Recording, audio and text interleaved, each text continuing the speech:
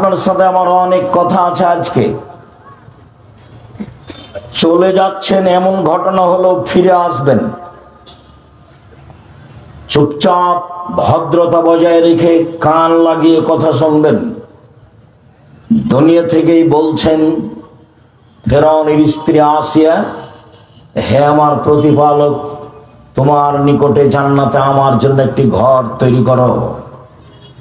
ফেরাউন এবং তার অত্যাচারী সম্প্রদায় থেকে আমাকে রক্ষা করো। আল্লাহ তাআলা বলেন, ও মারিয়ামা ইবনাতে ইমরান, মারিয়ামের দৃষ্টান্ত পেশ করেন আল্লাহ ইমরানের মেয়ে। আল্লাহ তাআলা বলেন, মারিয়াম ইমরানের মেয়ে আহসানাত ফারজাহা, সে তার লজ্জাস্থানকে হেফাজতে রেখেছিল। মারিয়াম কোনোদিন অশ্লীল কাজে লিপ্ত হয়নি। আল্লাহ তার প্রশংসা করছেন এভাবে যে সে তার লজ্জাস্থানকে হেফাজতে রেখেছিল। ফানাফাখনা ফিহে, আমি তার লজ্জাস্থানে ফোঁক দিয়ে তার সন্তান ঈসাকে পৃথিবীতে নিয়ে আসলাম। পৃথিবীর ব্যতিক্রম মহিলা মারিয়াম, একেবারে ভিন্ন ধরনের ব্যতিক্রম। জাকারিয়া বলেন, মারিয়াম, এইসব ফলমূল খাদ্য তুমি কোথায় পেলে? অসময়ের ফল। মারিয়াম বলছেন, হাজা মিন ইন্দিল্লাহ, এগুলো আল্লাহর পক্ষ থেকে এসেছে। এইভাবে পৃথিবীর কোন মহিলার কাছে খাদ্য এসেছে তা বোঝা যায় না। আল্লাহ তার পবিত্রতার কথা কোরআন মাজিদে আল্লাহ নিজে ঘোষণা দিয়েছেন। আবু মুসা আশআরী রাদিয়াল্লাহু তাআলা আনহু বলেন, রাসূল সাল্লাল্লাহু আলাইহি ওয়াসাল্লাম বলেছেন, কামালা মিনার রিজালি কাসীর ওয়ালাম ইয়াকমুল মিন নিসাইল্লা সালাসা, বহু পুরুষ বড় বড় জান্নাত পাবে, তবে মহিলারা তেমন বড় জান্নাত পাবে না। এক, ইমরাতু ফেরাউন, ফেরাউনের স্ত্রী আসিয়া বড় জান্নাত পাবে। দুই, বিনতে ইমরান, ইমরানের মেয়ে মারিয়াম বড় জান্নাত পাবেন। তিন, ফজল আয়েশা আলা সাইরিন নিসায়ে কা ফজলি সরিদা আলা সাইরি তমে, আয়েশার সম্মান পৃথিবীর সকল মহিলার উপরে যেমন ভাবে সারিদ খাদ্যের সম্মান সকল খাদ্যের উপরে। অত্র বুখারী মুসলিমের হাদিসে আল্লাহর নবী আয়েশা রাদিয়াল্লাহু তাআলা আনহাকে সবচেয়ে দামি মহিলা বলে উল্লেখ করলেন। কিছুক্ষণ পরে এর চেয়েও দামি মহিলা দেখা যাবে সময়ের গতিতে ইনশাআল্লাহ। আনাস রাদিয়াল্লাহু তাআলা আনহু বলেন, রাসূল সাল্লাল্লাহু আলাইহি ওয়াসাল্লাম বলেছেন, হাসবুকা নিসাউল আলামিনা, পৃথিবীর বড় মহিলা হিসাবে পৃথিবীবাসীর জন্য যথেষ্ট চারজন। পৃথিবীর বড় মহিলা হিসাবে পৃথিবীবাসীর জন্য যথেষ্ট চারজন। এক, মারিয়াম বিনতে ইমরান, ইমরানের মেয়ে মারিয়াম। দুই, খাদিজা বিনতে খুয়াইলিদিন, খাদিজা খুয়াইলিদের মেয়ে। তিন, ফাতেমা বিনতে মুহাম্মাদিন, মুহাম্মাদের মেয়ে ফাতেমা। চার, আসিয়া ইমরাতু ফেরাউন, ফেরাউনের স্ত্রী আসিয়া। যখন আল্লাহ রসুল পৃথিবীর শ্রেষ্ঠ নারীকে পেশ করলেন, তখন এই চারজনকে উল্লেখ করলেন। এই চারজন সহ আরো দুইজনের কথা আমরা সাময়িকভাবে বলে আরো কিছু প্রয়োজনীয় নারীদের ব্যাপারে কথা বলতে যাচ্ছি। এক খেয়ালে চেয়ে থাকবেন, পৃথিবীতে সবচেয়ে সম্মানী জাতি নারী, ইহকালে ও পরকালে। নারী তার মান সম্মান হারিয়েছে নিজের চরিত্রের কারণে। অতীত জাহেলিয়াতের যুগে ওই সময়ে মানুষ নারীদের দাম দেয়নি। হিন্দুরা আজও নারীদের দাম দেয় না। হিন্দু মেয়েরা বাপের জমি জায়গা পায় না। যারা বলেছে ইসলাম অর্ধেক দিচ্ছে, তার বুঝতে ভুল। মহিলা নিয়ে এসেছে, ওর বাপ 15 শতক জমি রেখে মারা গেছে। মেয়েটার ভাই নিয়েছে 10 শতক, আর এই মেয়েটা নিয়ে এসেছে 5 শতক, মোট 15 শতক জমি।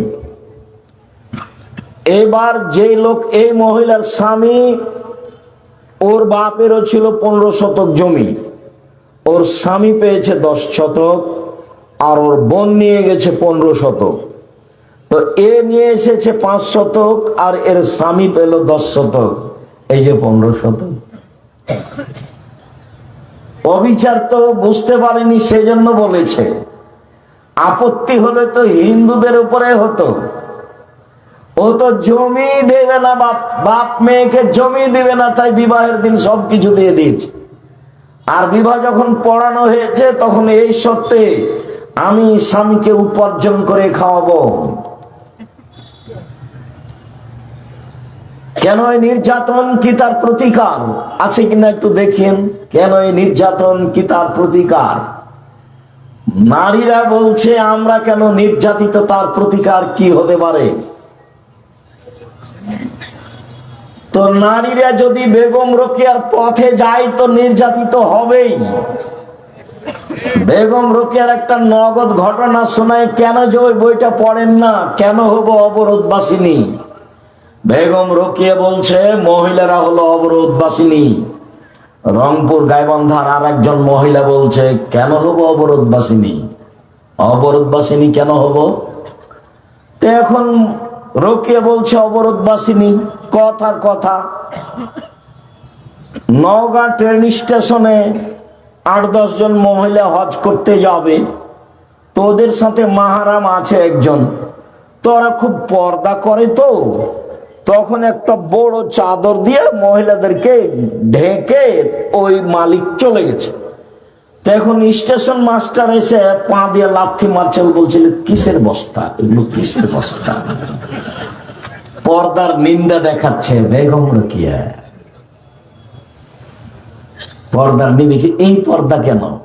স্টেশন মাস্টার বুঝে না যে এগুলো মহিলা, মনে করছে কি ব্যাপার, কিসের বস্তা ঢাকা আছে।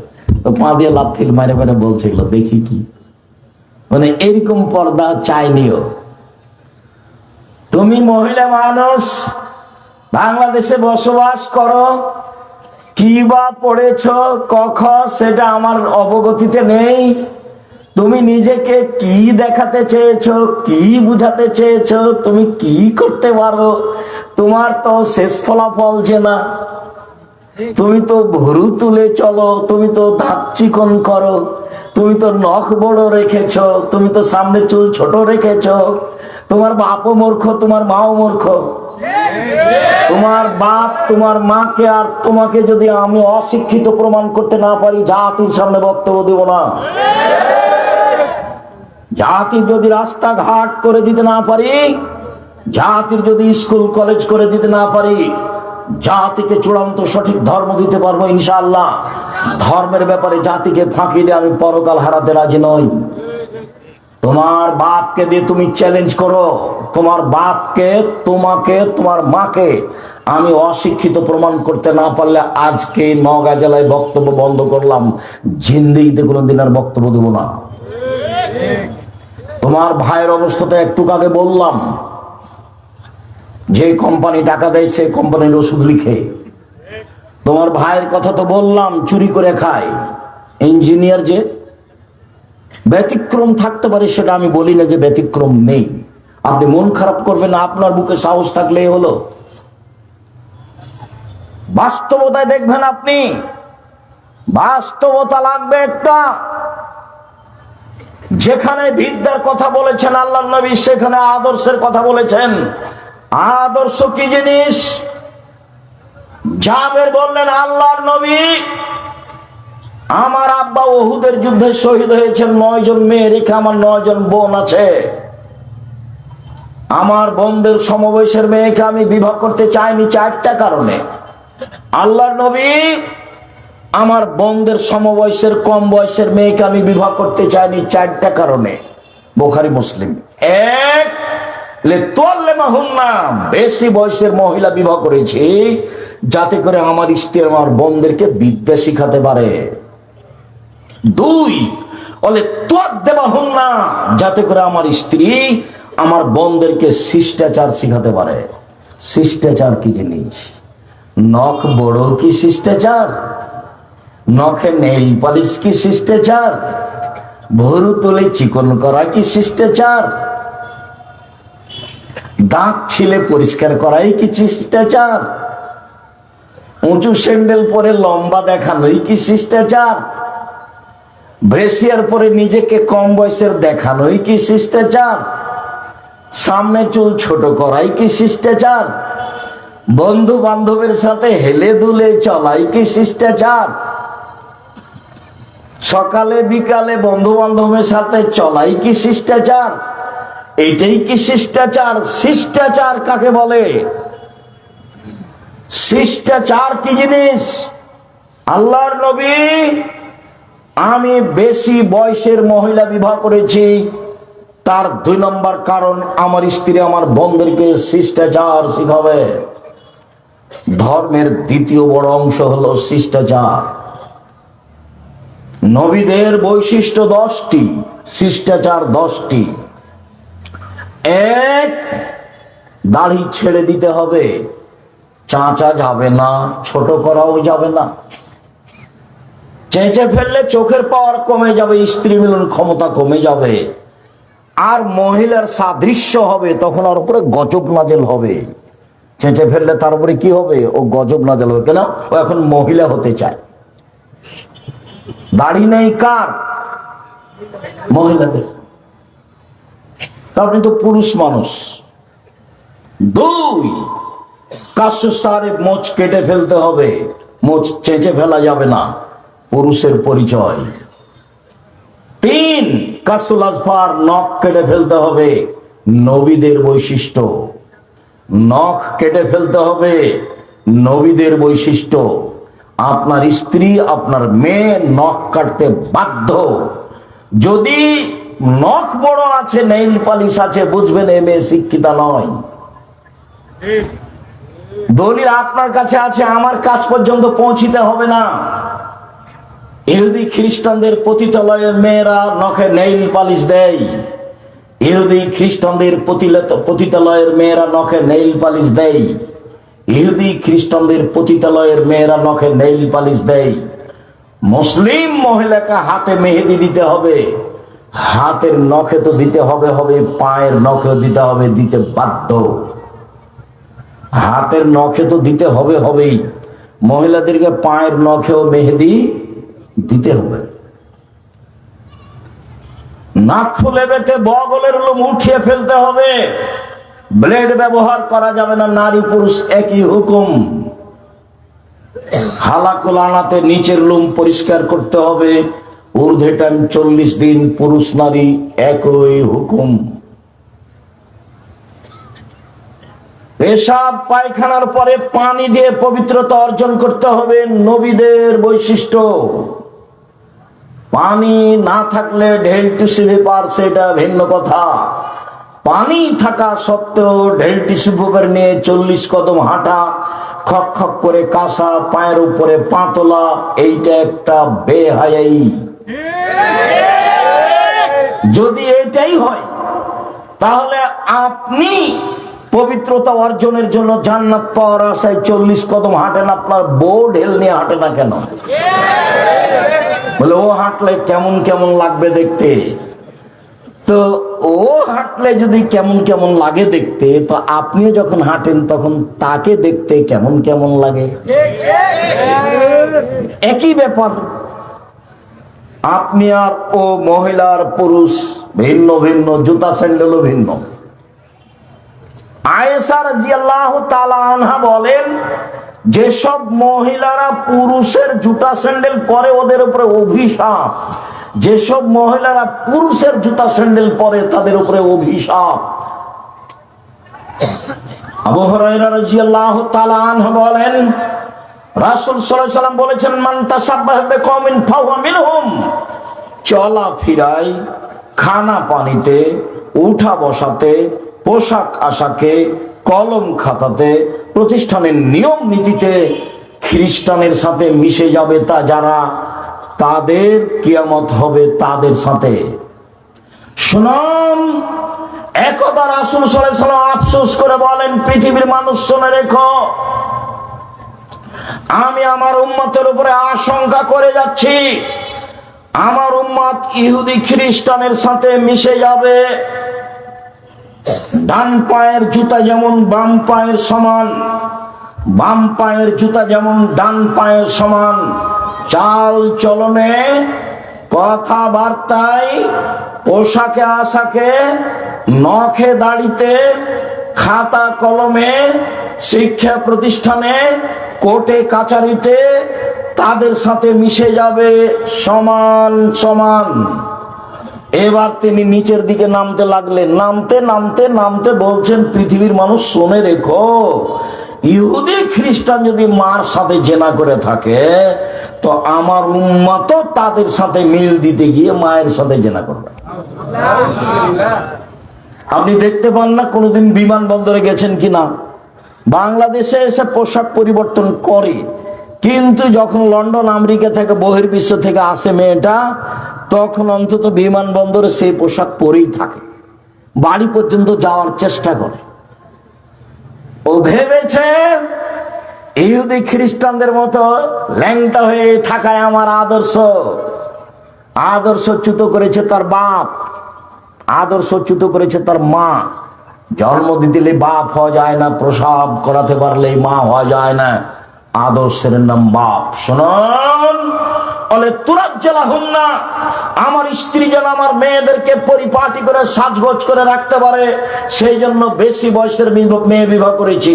4, বলে তাকুমা আলাইহিন্না, আমার স্ত্রী যেন আমার মেয়েদেরকে পাহারা দিতে পারে, এই জন্য বেশি বয়সের মেয়ে বিবাহ করেছি।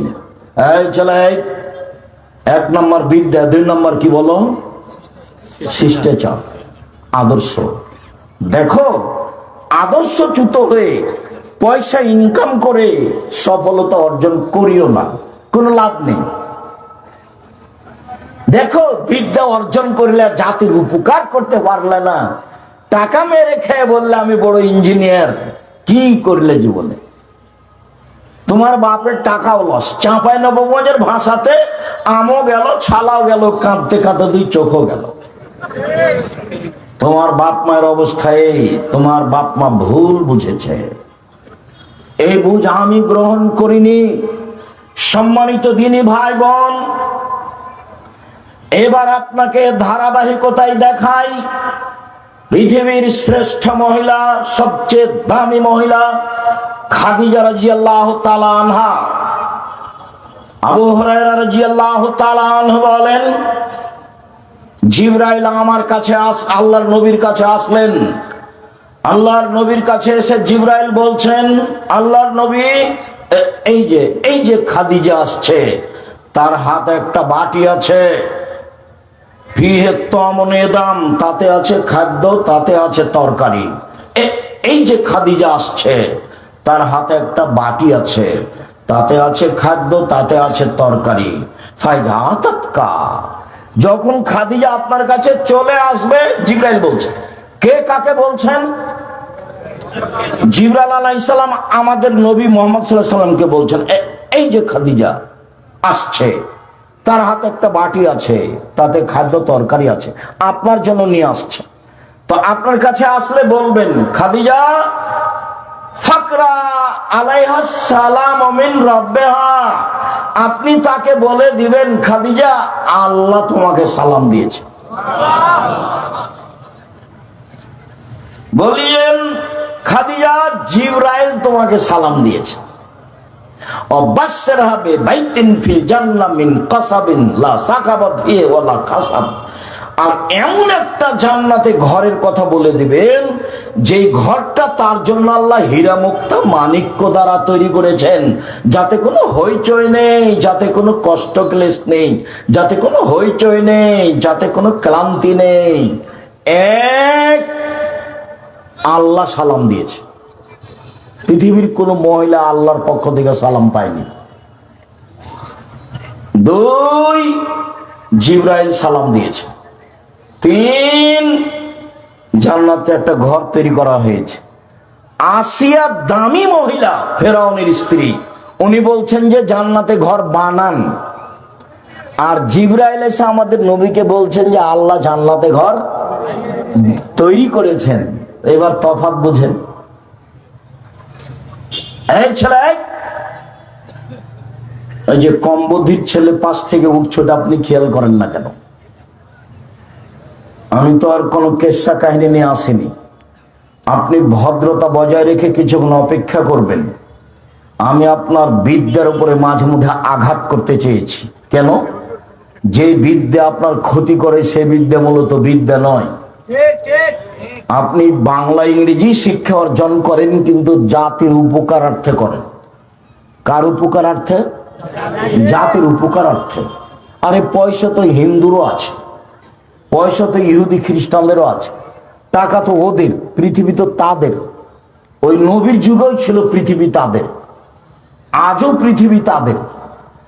তো আপনি মধ্যখানে এসে তাদের সাথে মিশে যে কি করছেন এবার দেখেন। রাসূল সাল্লাল্লাহু আলাইহি ওয়াসাল্লাম বলছেন, পৃথিবীর মানুষ শুনে রেখো, লা তাত্তাবিউনা সুনানা মান কানা ক্বাবলাকুম, তোমরা ইহুদিদের খ্রিস্টানদের সাথে মিশে যাবা। শিবরান বে শিবরিন, ডান হাতের বিঘত যেমন বাম হাতের সমান, সমান সমান মিশে যাবা। দুই, জেরান বে জেরাইন, বাহু যেমন বাহু সমান। তিন, ডান পায়ের জুতা যেমন বাম পায়ের সমান, তেমনি মিশে যাবা। এবার নিচে নামতে লাগলেন। শোনো শোনো শোনো, খারাপ হতে হতে হতে একেবারে একেবারে নিকৃষ্ট প্রাণী গুই সাপ। গুই সাপ, ইহুদি খ্রিস্টান যদি গুই সাপের গর্তে ঢুকে, তো হারাম উপার্জন করতে করতে ওদের পোশাক পরতে পরতে তোমরা ওই গুই সাপের গর্তে ঢুকে যাওয়া। গুই সাপের গর্তের আবার কি সমস্যা? কেন তিনি বললেন? কেন তিনি বললেন? কেন তিনি গুই সাপের কথা বলবেন মুহাম্মদ সাল্লাল্লাহু আলাইহি ওয়াসাল্লাম? তার মানে নিচে নামতে নামতে, হারাম খেতে খেতে, নিয়ম নীতি নিজের পাল্টাতে পাল্টাতে এমন ভাবে পাল্টে যাবে যে এই একটা প্রাণী ওর গর্তে যদি ইহুদি খ্রিস্টান ঢোকে, তো আমরা তাল মিলাতে মিলাতে আমরাও গুই সাপের গর্তে ঢুকে যাব। মুহাম্মদ সাল্লাল্লাহু আলাইহি ওয়াসাল্লাম বলছেন, পৃথিবীর মানুষ শুনে রেখো, আমার উম্মতের উপরে আমার বড় ভয় আশঙ্কা। এক, ভ্রান্ত হুজুর। দুই, সাত্তান্তাহিকু কাবাইলু মিন উম্মতি বিল মুশরিকিন, আমার উম্মত হিন্দুদের সাথে মিশে যাবে, এইটা আমার ভয়। তিন, সাত্তাবতু কাবাইলু মিন উম্মতি আল আওসান, আমার উম্মত মূর্তি পূজা করবে। বাড়িতে আছে ছবি মূর্তি, নেতা নেত্রীর আছে, তোমার বাপ মায়েরও আছে। আমাকে বলছে, আব্দুর রাজ্জাক সাহেব, আমার মাকে খুব ভালোবাসি, সেই জন্য এইভাবে আমার মায়ের ছবিটা বেঁধে সুন্দর করে রেখেছি। আমি বলছি, ছি, আপনি কুসন্তান, আপনি খারাপ সন্তান। ওর মাকেও সম্মান করছে কিভাবে? মাকে ছবি ঝুলে রেখেছে পিছনে, যে মাকে সম্মান দেয়। তা আল্লাহ রাসূল, আল্লাহ তাআলা বলছেন মাঝে মধ্যে যে ওরা হচ্ছে ওই গাধার মতো, যে গাধা কোরআন মাজিদ পিঠে করে নিয়ে যায়। আচ্ছা, গাধা যে কোরআন মাজিদ পুজো করে নিয়ে যায়, তো গাধা কি জানে যে কোরআন মাজিদে কি আছে? আল্লাহ তাআলা বলছেন যে ওই কাফের লোকগুলো গাধার মতো। তা আমার মাকে আমি এভাবে সাজগোজ করে রাখলাম, তা আমার মায়ের কি উপকার হলো? তাহলে আমি তো শিক্ষিত মানুষ নই, আমি তো তাহলে গাধার মতোই হলাম। আল্লাহ তো তার চেয়ে নিচু বলেছেন যে ওরা কুকুর শ্রীগালের চেয়ে খারাপ, যাদের হিতাহিত জ্ঞান বোধ শক্তি নেই। তারা জ্ঞান চর্চা করে না। হাজারো শত জায়গাতে আল্লাহ কোরআন মাজিদে বলছেন ওরা বিবেক চর্চা করে না, ওরা জ্ঞান চর্চা করে না, ওরা ধ্বংসের মুখামুখি সম্প্রদায়, ওরা অশিক্ষিত সম্প্রদায়, ওরা গাধার মতো সম্প্রদায়, ওরা কুকুর সিরিয়ালের মতো সম্প্রদায়। শত শত জায়গাতে আল্লাহ কোরআন মাজিদে ভাবে বলেছে, মানুষকে বলছেন আল্লাহ। যার জন্য আমি বলি যে শুধু হিফজখানা খুলবেন না। হিফজখানা খুললেন, ছেলেটা 5-10 বছর পড়লো, যত হাফেজ আসলো ও বললেন আগের হাফেজে ভালো পড়েনি, বাদ ওঠে, আবার চলো প্রথমে। ওই 6 মাস থাকলো, কি যে হলো, তারপরে নেই আরেকজন হাফেজ আসলো, আগের হাফেজ ভালো হয়নি, নতুন করো। এরকম করতে করতে ছেলেটার বয়স 14 বছর হয়েছে। কতদিন?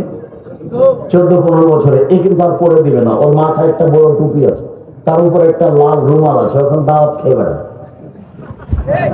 আপনার মাঝে আর তার মাঝে পার্থক্য কি?